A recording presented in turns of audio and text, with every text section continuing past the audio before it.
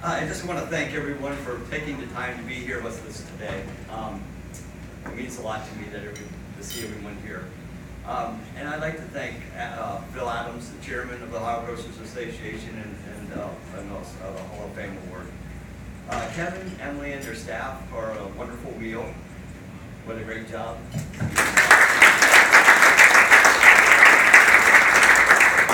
And also my kids for what a great induction speeches they just gave. That's tough to follow up, especially. I wasn't really sure what I was going to get out of them. Yeah, they're quite a crew, I'll tell you. They're a lot of fun. Gets out of hand sometimes too. Today is easily one of the most memorable days of my life. I guess in a way I've been working for this day subconsciously for 50 years. It's a great moment for me to share this award, and with so many of the people who have meant so much in my life, especially my wife Nancy, who I've worked side by side with in the stores and at home since we were married. Everyone knows the job doesn't end with the close the door at the shop. Nancy has recently retired. I thought that was going to be a weekend.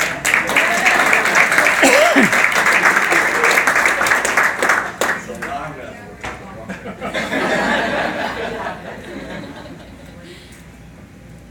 It's a great moment to be recognized for doing something that I have loved and been caring for so much for so long. For family, for staff, for community, and of course my customers. I certainly didn't enter the grocery business to win an award.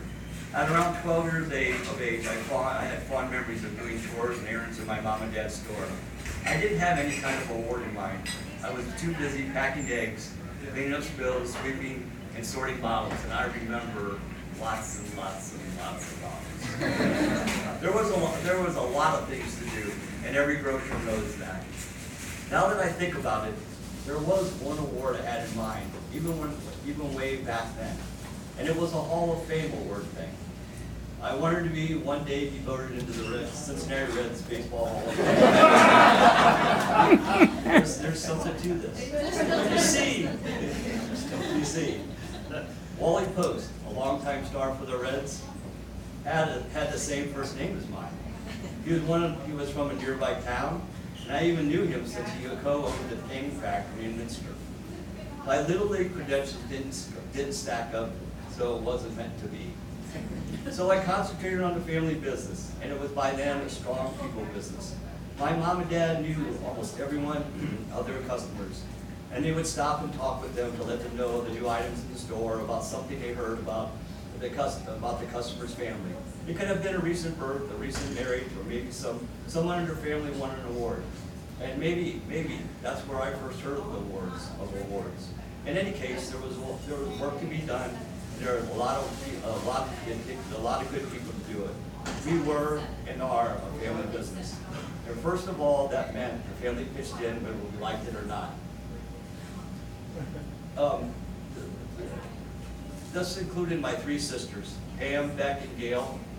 Not so much Gail. She was designated the head chef and housekeeper while Mom worked in the store. We just had a discussion about that. The tradition carried on with my four children, Leanne, AJ, Tammy, and Janie, who worked in the stores throughout the high school and college years. They have chosen different rewarding career paths, and I couldn't be prouder of them. And I began working in the grocery industry in the late 60s and in the second store, in the second store location, AJ, my grandpa started. He had begun a family store in 1922, and Dad told us stories about his days in the business. Here's a great example of one of them. Grandpa wanted to purchase a train car load of sugar, so he applied for a bank loan and was turned down. He called White Village, his supplier at the time, and secured a 7-day time allotment for the payment. Now you might be wondering why Grandpa would need a whole carload of sugar. Well, back then, during Prohibition, home brewers were doing a good business. and in the area, and sugar was one of the necessary ingredients. In fact, bootlegging was booming, and Grandpa paid off his supplier in 4 days. Kept on going from there. Those were the good old days. And And there were a lot of good days on the way. Business was very steady, and in 1934, Grandpa moved the business to a larger location a bit east and across the street. 12 years later, my dad came home from the World War II in 1946. He traveled from overseas, made his way across the country to Minster, and stopped by to say hi to Grandpa and to let him know he was home. Dad told the story, Grandpa threw him an apron, said I need some help. Dad never took it off.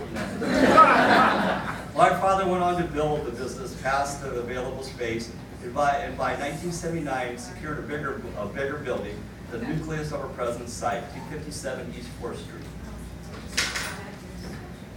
Dad did one other significant thing that year.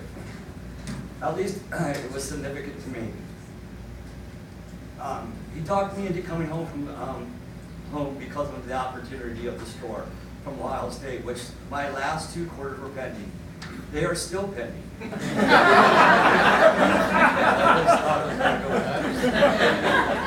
Maybe someday when I retire I'll do that. However, we didn't leave the business pending. Dad started turning the business over to me at the same year, and the business now occupies 7,500 square feet, triple the size of our former building. Utilizing the extra space, we added the deli and the bakery department. The business continued to grow. In 1986, we added 5,000 square feet with remodeling effort, which allowed for more customers' offerings. Hopefully, growing the structure was within sync with the growth of the business. In any case, we added 8,000 more square feet in 1990, and with a faithful customer base, we made our largest expansion to date in 1997. With the final addition of 12,000 square feet, the total size has reached 32,500 square feet. At that point, it was either build or go elsewhere, or elsewhere became the new satellite store in Fort Lauderdale in 2003, and in the neighboring New Bremen in 2013. We totally remodeled the town's only grocery store, and I like to think we chose purpose over profit in these ventures. And I feel the effort was well worth it. Along with progress came adventure, and all kinds of it. Here's one example. It happened in Fort Lauderdale with our gas rewards program. People are able to reduce their vehicle fuel costs based on their store expenditures. My store manager was yet to see people's delight in the program, but he soon discovered how much they liked it when by mistakenly set the gas price at 17 cents per gallon. That didn't last very long. Before he realized his error, he gave me a call and was very excited. He said, Wally, you should see all the cars lined up. just by lowering the gas a penny, people were coming in just to top off their tanks. Then he realized the decimal point was in the wrong place, and we were selling gas for 17 cents. Another fast and heartwarming fact from our growth story, we've had 8 marriages blossoming from the ranks of our associates. We fostered over $190,000 for our Dollars for Scholars. We are very proud of our reading program, our wellness program, and our work with Agape. The list is long. The list and future lists are driven by our mission statement, summarized by these words: helpful, friendly, fair. And those words were in play when Grandpa Wagner, in 1953, became a charter member of the IGA family. The then President, Don R. Grimes, sent a membership certificate, we haven't up there yet, along with a letter that said, in essence, use the strength of IGA Cooperative to benefit the consumers in their communities, and the country will prosper. I mean, that's a pretty interesting statement. I mean, utilizing the independent grocer to the prosperity of a country. You talk about a man with a vision, and that vision is still true to today with IGA.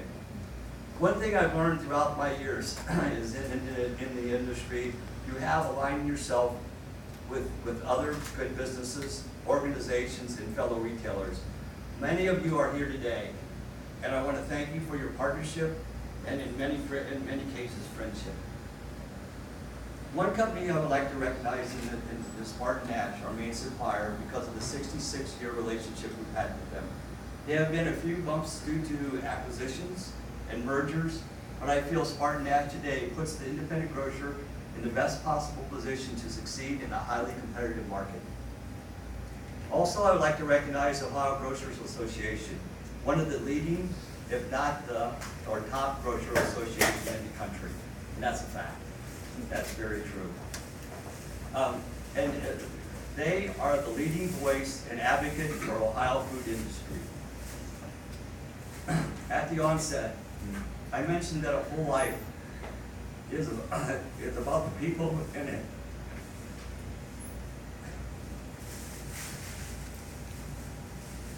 My life has been centered with people, wonderful, caring people that I love. My family, Nancy, my lovely wife, who cares so much for our kids and others. My children and their spouses, Lan and Zach, who are expecting our first grandchild, if you haven't noticed.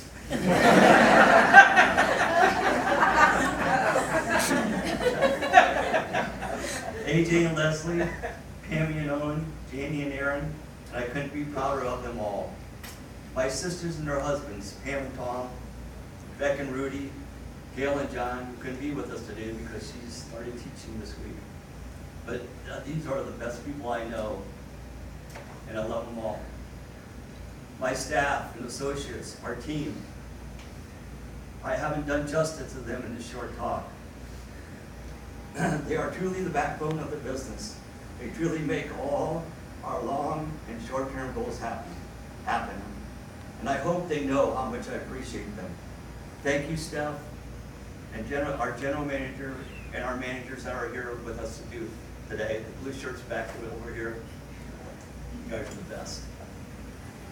And to our great and faithful customer friends, who, after all, are what this business, our business, has been all about. Thank you so very much.